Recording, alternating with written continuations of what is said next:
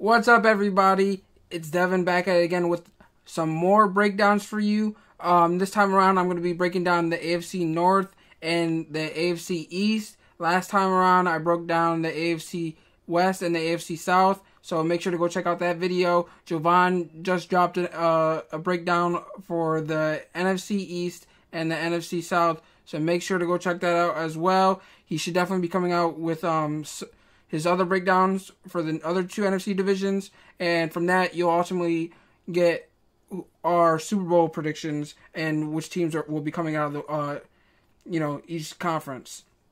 And then, as you can see in my background with my decorations, my household is getting into the spooky season a little early, which makes sense moving into the first division that I'm going to be breaking down, which is the AFC North. It's going to get fairly spooky in that division with the return of Big Ben, and not only having Heisman Trophy winner Joe Burrow and #1 pick coming into that division, but you also have two other former Heisman Trophy winners in Lamar Jackson, who was the MVP last season, and Baker Mayfield, who's bound to bounce back because there's really no other way of following up last season besides progressing. It was just a terrible season for him.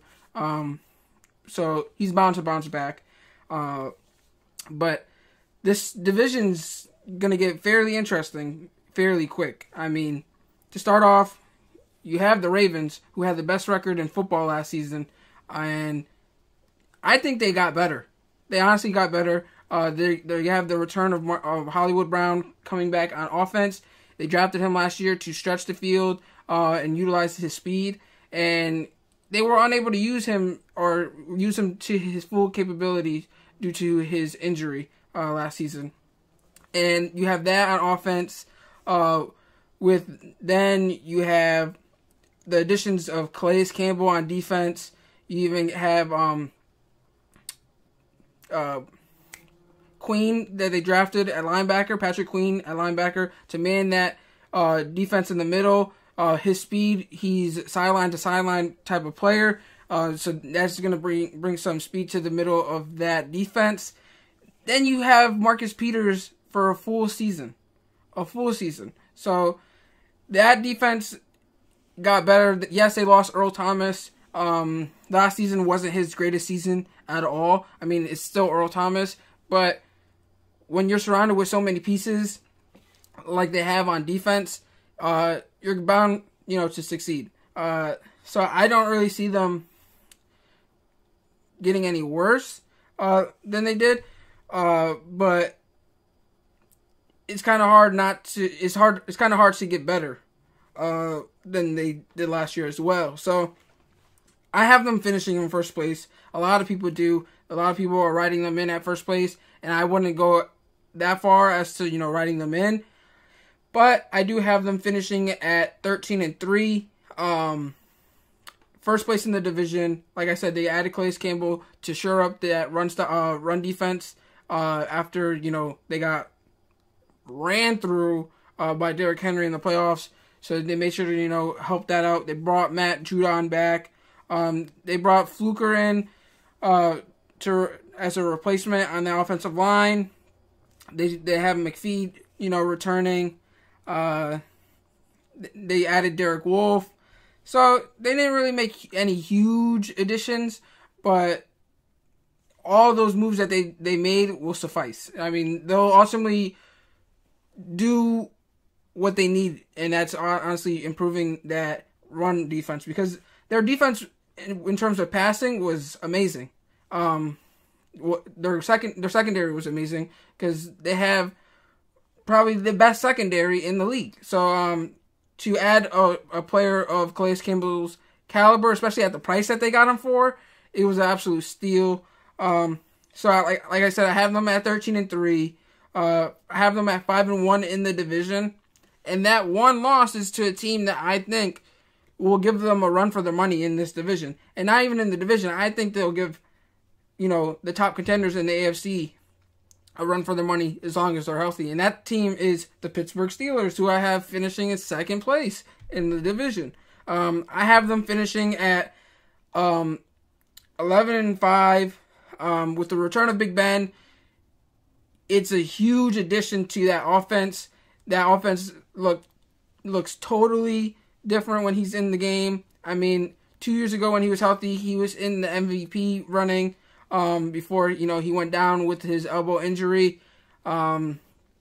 So just getting him back, and not honestly, they went at least 500 with their second, third, and possibly even fourth string QBs last season. So for them to even perform so well with a underwhelming quarterback at the helm says a lot. I mean, they're well coached by Mike Tomlin, who's one of the best coaches in the league. Their defense is phenomenal. Phenomenal. If you watched our most recent episode where we talked about week 1, I predicted that Defensive Player of the Year will be T.J. Watt. T.J. Watt had 14.5 sacks last season. He was, I believe, was tied for 4th place. And I believe he's only going to get better, and especially with having Minkah Fitzpatrick for a full season. And, having him learn the playbook and everything like that during the offseason, I think that defense is going to carry that team.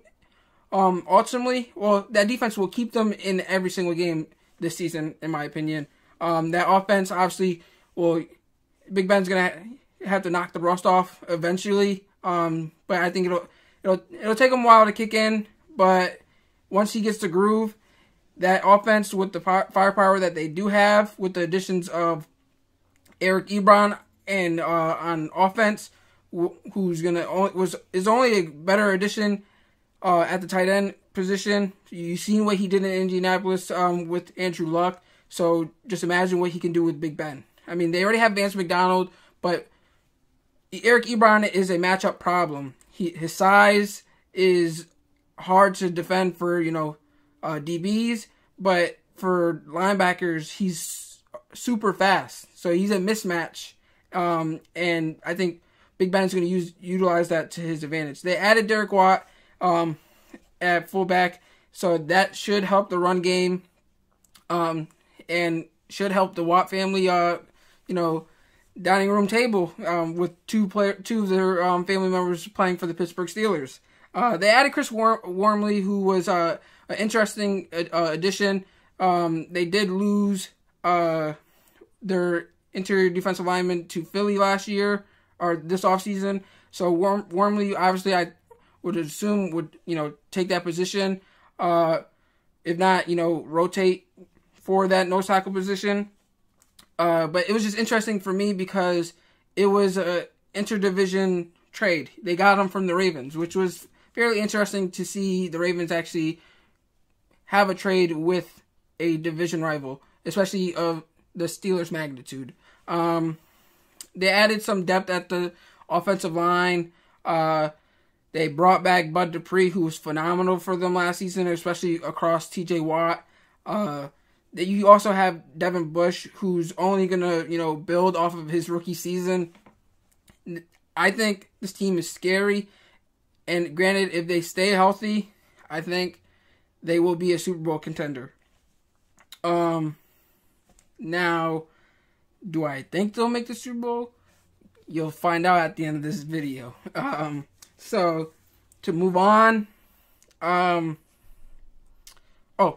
So I have them, like I said, I have them finishing at 11-5, 4-2 in the division. One of those losses is to the Ravens. Another loss is to the next team I'm about to name, who I think will improve. They had high expectations last season, and that is the Cleveland Browns. They had high expectations last season, with the additions of Odell Beckham Jr., who wouldn't.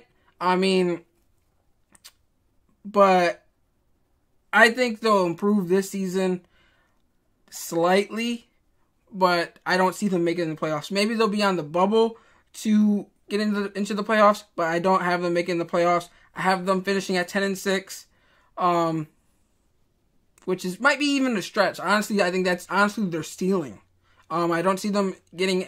I don't see them being any better than 10-6. Honestly, I think they're really gonna finish 9-7. So I have them. Let's say I have them finishing at 9-7. Their ceiling is 10-6. And their floor is more so, I think, 7-9. They finished 6-10 last season, so I do feel like they will improve at least one win. But I think I'm leaning more towards a 3-win improvement.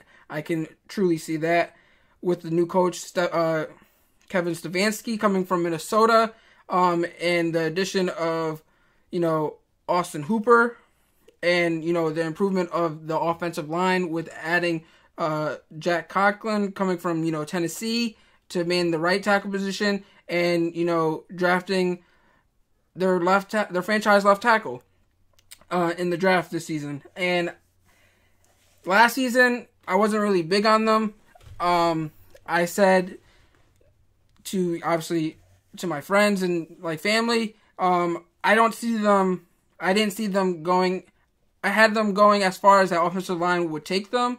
And as you can see, the offensive line didn't take them anywhere. Baker Mayfield didn't really have time in the pocket to make his decisions, and you've seen it in just how they performed. I mean, it wasn't just the offensive line's fault, so I'm not going to put the full blame on that, but you can tell this offseason they made sure to emphasize on the offensive line, which is why they drafted offensive tackle in the first round, and they went and got the top tackle on the market in free agency. They also added Austin Hooper, which was a surprise signing, just because they already had David Njoku, so no one really thought, they would go after him. But then again, no one expected them to go for Kevin Stefanski after the failure of Freddie Kitchens as their rookie head coach. I mean, Freddie Kitchens, don't get me wrong, I think it will be a good coordinator. I think he just was a little too inexperienced. He didn't really have that much time as an offensive coordinator to perform, to then jump to head coach. It's Kevin Stefanski, I think, has a little bit more experience. But again, I don't think it's going to work long term. I think, Kevin Stefanski loves his tight ends, which is why Austin Hooper was, a more, not so much of a surprise signing when they signed Kevin Stefanski. But I just think they needed to go with a veteran head coach, and they went for a rookie head coach who they were willing to sign, last season. It literally came down to Freddie Kitchens and Kevin Stefanski. They went with Freddie Kitchens. This time they went with Kevin Stefanski. I think Kevin Stefanski, will perform better this season with a more balanced team, but we shall see how that performs. But on the defensive end, they are dealing with a lot of injuries. Olivier Vernon isn't the healthiest person. They were looking to add someone across from him. But they did add Ronnie Harrison with the trade from the Jaguars. I think he'll help out that back end with, Demarius Randall leaving. I know Ward is dealing with some injuries.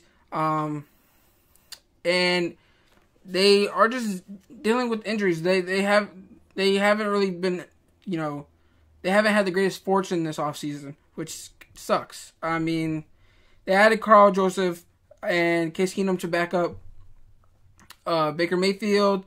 They added Andrew Sendejo, who was, a good rotational defensive back for the Vikings. And he should be the same for the Browns. I don't really expect him to, wow anybody. BJ Goodson, I've been hearing some good things during training camp about him. So it'd be interesting to see how he performs there. As a Giants fan, I was rooting for him because we drafted him. Didn't really pan out. We traded him to the Packers, and he left after the season in free agency. So that should be interesting. I mean, I think they do, with Kareem Hunt playing the full season, I think they need to utilize him some more. Outside of the passing game, they need to feed Nick Chubb, because Nick Chubb is a stud. And I think maybe running some two-back sets might, help out having both weapons on the field. The more the merrier. And Odell, yes, I understand he wants the easy routes where he's running downfield and he doesn't have to make so many plays like he did with the Giants. But he was phenomenal with his rack on the Giants. Like his receiving yards after the catch was amazing. All you had to do was hit him on a slant, and that's where he was, flourishing. And I understand he wants more down the field, but it doesn't really look like he's going to get that from Baker Mayfield. So he might have to, did what he did back with the Giants and, go back to what he was accustomed to.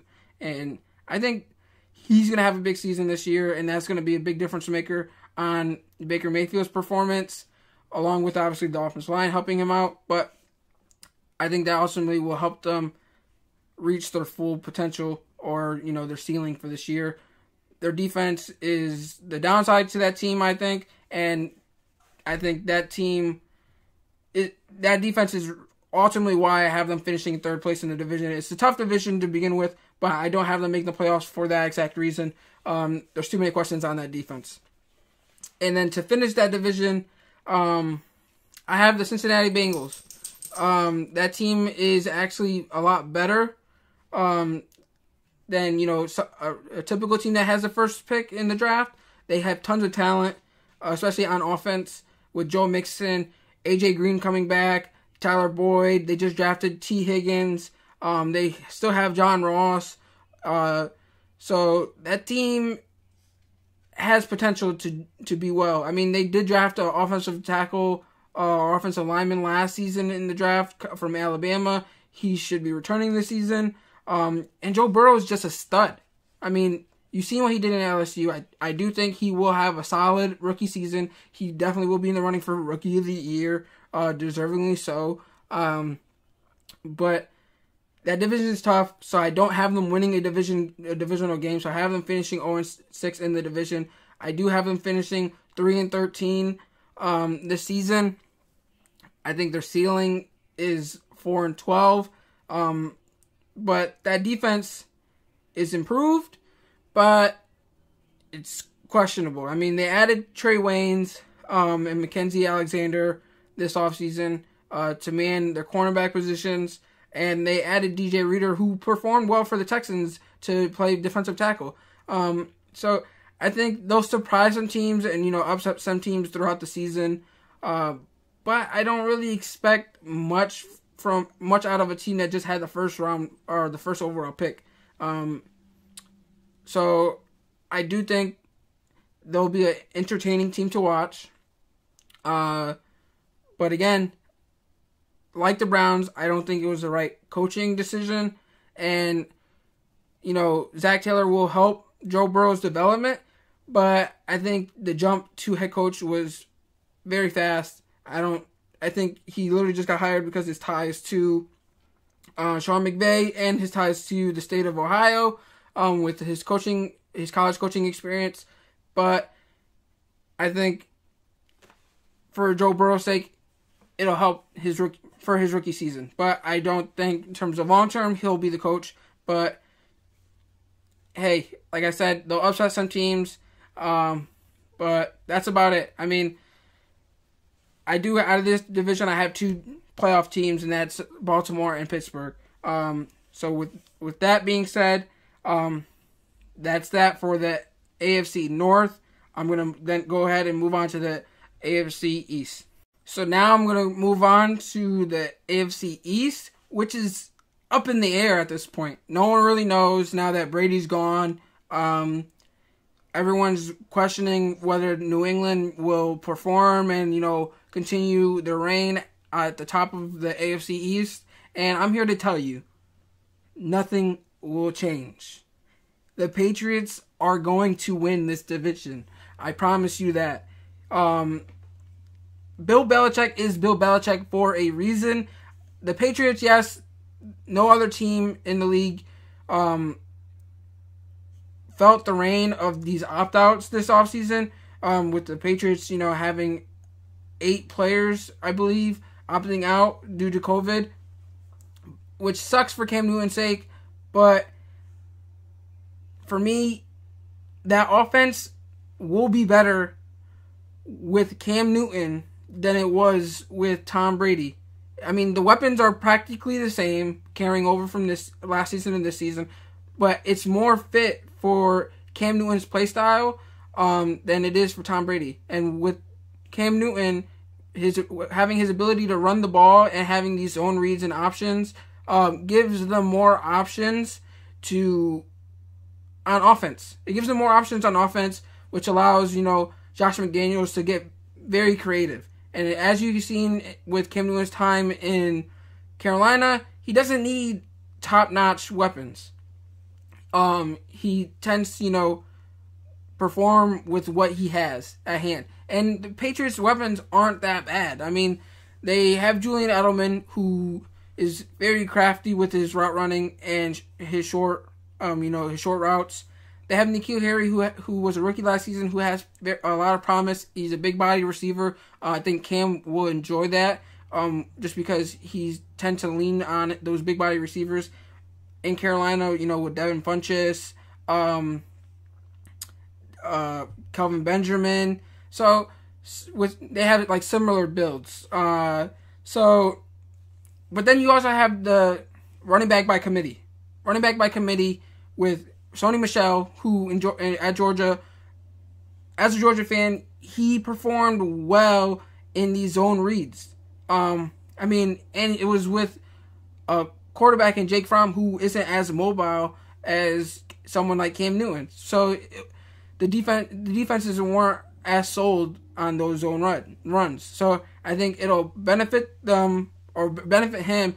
But then you have also James White, who's their pass catching back. I mean, they're very predictable last season. Last year when they had James White in, they knew they were passing the ball. Sony Michel, they knew they were running the ball. I think this year with their fullback opting out, they'll run more of two-back sets, which will confuse defenses because they won't know if they're running the ball or passing the ball. And I think that will ultimately help the receivers get open. And if they don't get open, Cam can always use his legs to create some plays. So I have, and if you watch the Cam Newton episode, you've seen his stats, you heard his stats on, against AFC East opponents in his career. I went ahead and reiterated those stats in this most recent episode when me and Jovan both named Cam Newton as our prediction for comeback player of the year. So I have them finishing atop of the division at 10-6, 6-0 in the division. If anything, they might finish 5-1 in the division, but it won't change much. I still have them finishing at the top of the division. Cam Newton, this offensive line is probably the best offensive line he's had, which says a lot. I think he's going to be a lot more safer in terms of running the ball in New England. So it should get very interesting. Defensively, Bill Belichick doesn't really need those big flashy names to perform. He tends to, maximize players' strengths in the roles necessary for to fulfill what he needs on defense. It's usually those small names that blow up and sign big elsewhere due to their performance with New England. So with that, I have them finishing first in the division, followed by a team that a lot of people are predicting to win the division, which is the Buffalo Bills. I have them finishing second. I have them finishing at 9-7, 4-2 in the division. Both those losses being to New England. I was hesitant on saying they were gonna finish 10-6 just like New England. I think that's their ceiling. The addition to Stephon Diggs, it was a great addition to add a weapon for Josh Allen. We don't know how that relationship on the field will work, due to Buffalo being a run first offense, and yes, Josh Allen has a huge arm, but they're a run first offense. So will he target Diggs? I think if anything, it'll open up the field more for John Brown and Cole Beasley. I could be wrong, but I think that offense will be improved, obviously, with the addition of Zach Moss to take those passing downs away from Devin Singletary. He should have a solid rookie season. But they also added Mario Addison, Vernon Butler, Quentin Jefferson, and AJ Klein to that defense. They added Josh Norman, but I believe he's going to miss some time due to injury. And then on the offensive end, they added Quentin Spain, Darrell Williams, and Brian Winters. So they have depth at the offensive line position, or the offensive line to deal with injuries like they have in the past.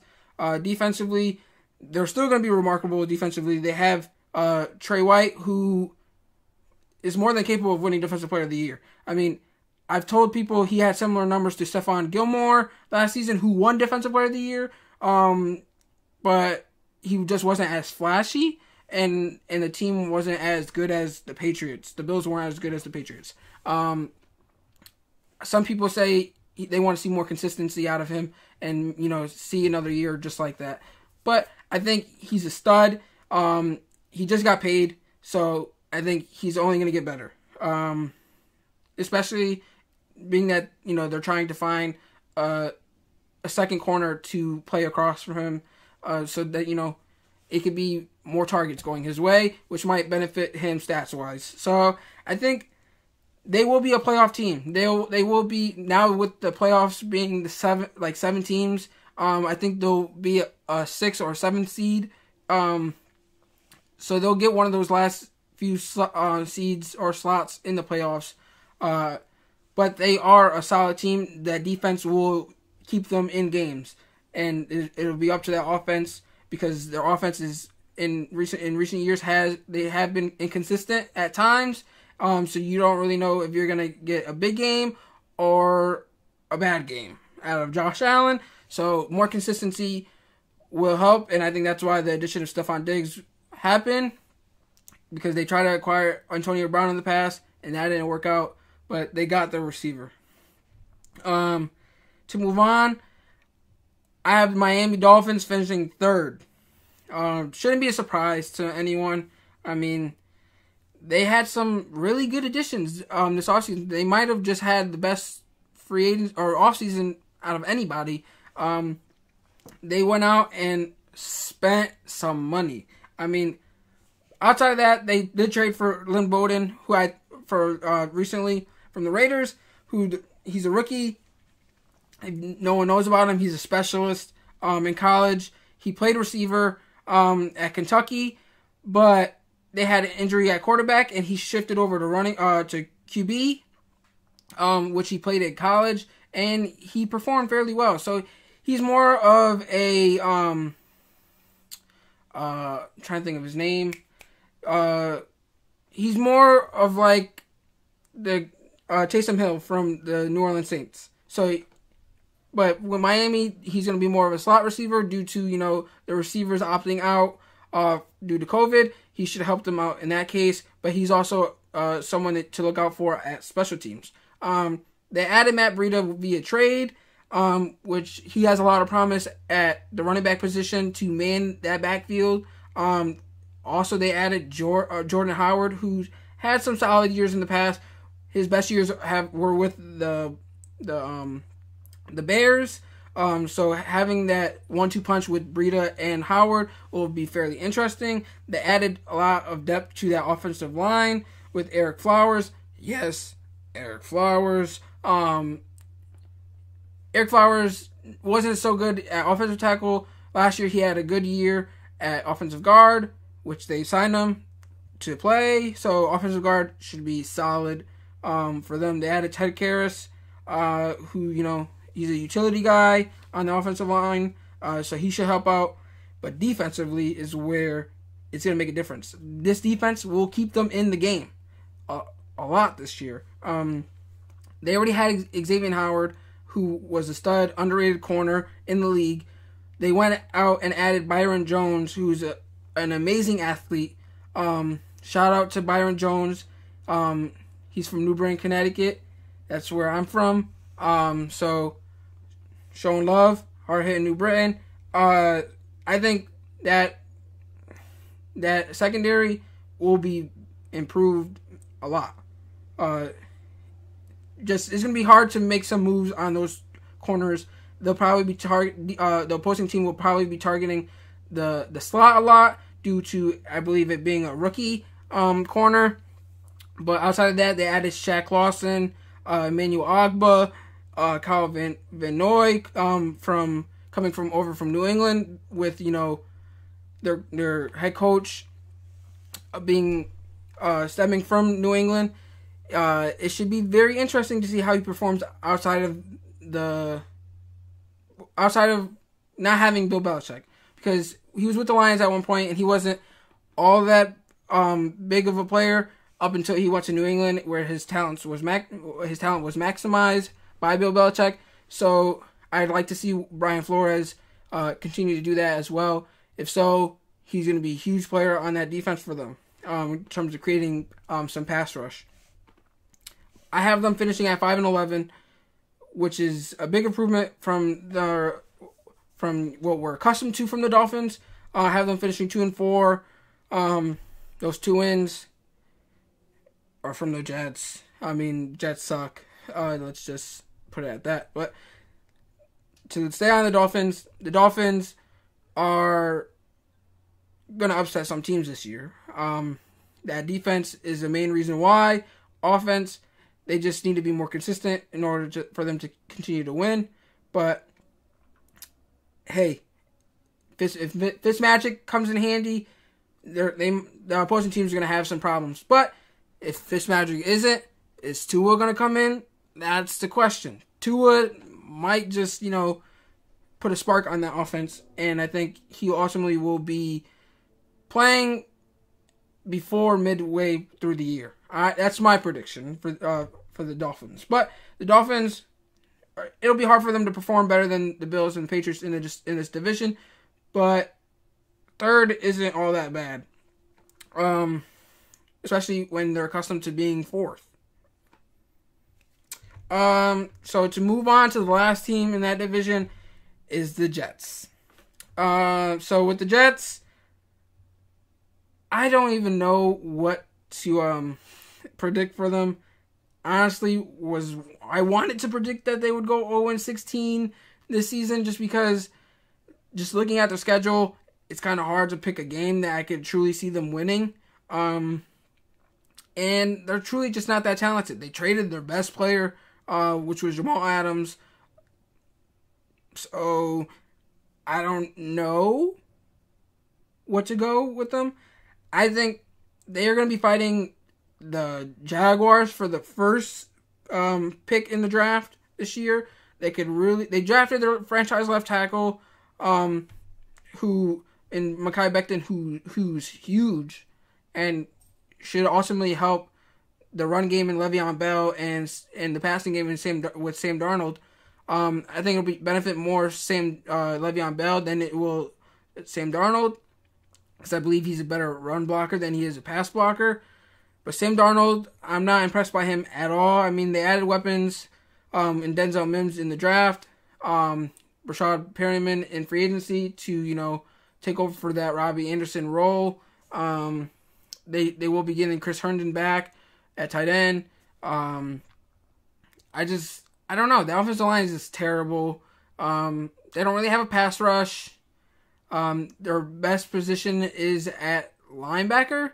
But outside of that, they have no secondary, or no corners, I should say.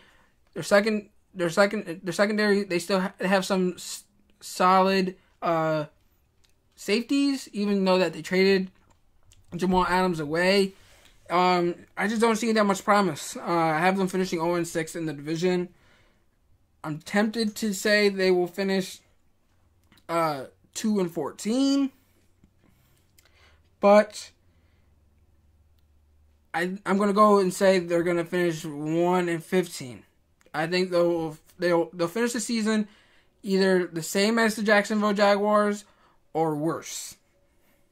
They don't need a quarterback, so I think Jacksonville can still get Trevor Lawrence or Justin Fields, whomever they choose. Will probably be Trevor Lawrence. unless the Jets, draft them and try to use trade bait, or they try to trade out and trade back. But they could use, more offensive tackle. They have the offensive tackle from Oregon that they could use, or they could trade down and try to get Jamar Chase, which is they could use that receiver on the outside to help out Sam Darnold, the quarterback of the future.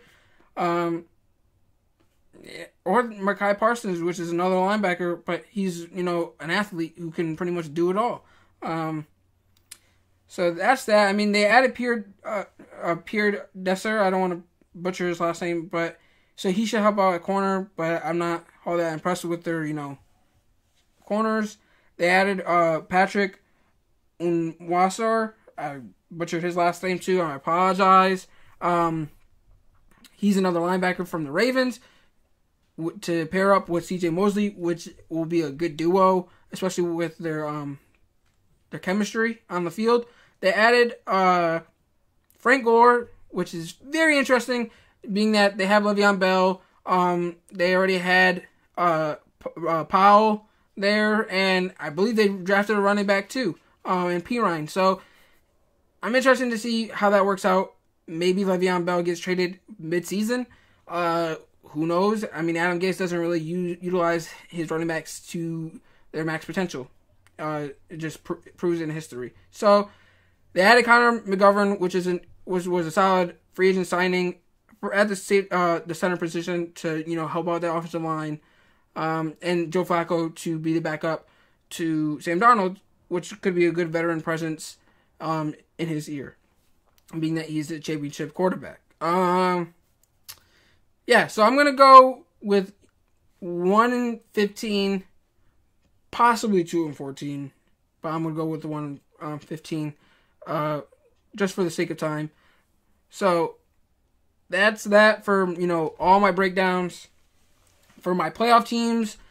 I had KC winning the West. I had Houston winning the South with Tennessee getting a wild card spot. New England I have winning the East with Buffalo taking a wild card spot, and the North I have Baltimore with Pittsburgh taking a wild card spot. So with that, I'm actually going to tell you my playoff prediction. So I'll be right back. Alrighty then. So here's the last of my video. Like I told you, I named all my playoff teams, which was KC, Baltimore, New England, Houston, Pitt, Tennessee, and Buffalo. Coincidentally, the way I just named them is how I have the seeds. I have KC finishing at number 1 in the AFC, followed by Baltimore. It's a slight difference.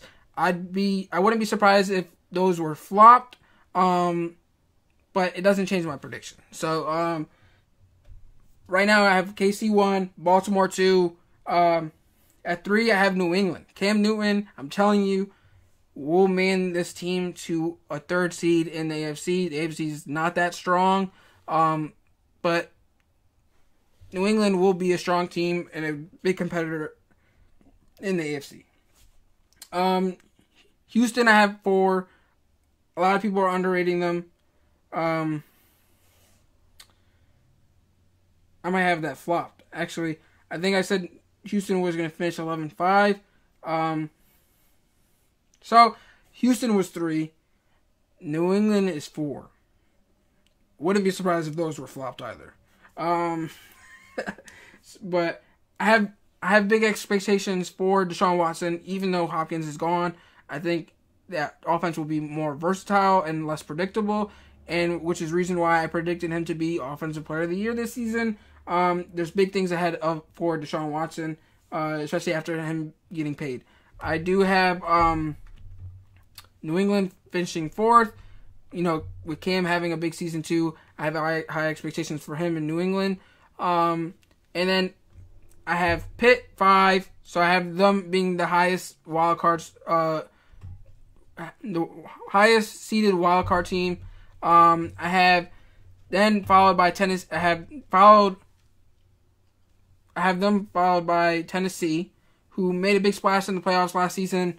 with Derrick Henry and Ryan Tannehill. I think they will make the playoffs, but I don't think they'll make as big of a splash as they did this time around. Then I have Buffalo. Buffalo, I think, is just going to sneak right in. Just like I said before, they have a lot of inconsistencies on the offensive end in recent years, and I don't really expect much more out of them. So, with that being said, KC gets the bye week in this instance, and Baltimore plays Buffalo. First round, don't think it'll be even close. Baltimore, I have winning that game. Then to move on with the 3-6 game, it would be Houston, Tennessee. I'm going to have Tennessee edge out Houston, just because I think Bill O'Brien's time in Houston is done, especially after this game. He needs to go. So Tennessee, I just have them edging them out. It'll be a close game, but I think Derrick Henry and A.J. Brown will be the difference makers in that game. Doesn't really change much because that is their offense. Maybe Jonnu Smith will be the X factor, just because he tends to perform well against the Texans. But that is a division game. I have them splitting in the regular season, so it'll be up in the air. And Tennessee, I have advancing. Then it moves on to New England, Pitt. And I told you I had high expectations for New England with Cam Newton, and I said the same thing about Watson. But Pitt, I'm telling you, is a problem. That defense is going to hold them in some games. I think that game will be a lower scoring game. But barring any injuries, Pitt, I have winning that game as an upset. So, with those wins, KC will then play the lower seed, which is Tennessee, which is a matchup of the AFC Championship from last year, and I don't see anything different happening. I have KC moving on. KC got better. And that's kind of hard to say, being that they just won a championship. And then to move on, Baltimore versus Pitt. Division game, huge rivalry. I have Pittsburgh upsetting the Baltimore Ravens. And I think I had them split the regular season matchups. But Pitt, I'm telling you, is a problem. So, with that being said, my AFC Championship prediction is Chiefs, Steelers. Obviously, barring any injuries. But my team that I have coming out of the AFC is the Kansas City Chiefs. You can't... It's undeniable how good they are on offense. Defensively, last year, obviously, we know their flaws. But in the playoffs, they were covered. I mean, Tyrann Mathieu did what he had to do. That pass rush did what they had to do. So it was kind of hard to see them not perform. When you have Patrick Mahomes, it doesn't matter the deficit, as you can see from his performance in the playoffs last year. They were down every single game, and they made a comeback. Because as long as you have Patrick Mahomes, anything is possible. So I not only have the Chiefs coming out of the AFC, they're my prediction to win the Super Bowl. But I don't know what's Jovan's prediction. But as of right now, KC is the prediction to come out and represent the AFC in this balls deep Super Bowl prediction. So that's that. I appreciate you guys for tuning in. I hope you guys enjoyed this, my AFC breakdowns, and I hope you guys enjoy Jovan's NFC breakdowns and just the breakdowns in general. So as always, I appreciate you guys. We appreciate you guys. So thank you, and make sure to go watch our most recent episode. It's important. Jovan emphasized that a lot in his most recent breakdown. So with that being said, I'll talk to you guys. Tune in to our next episode. Peace.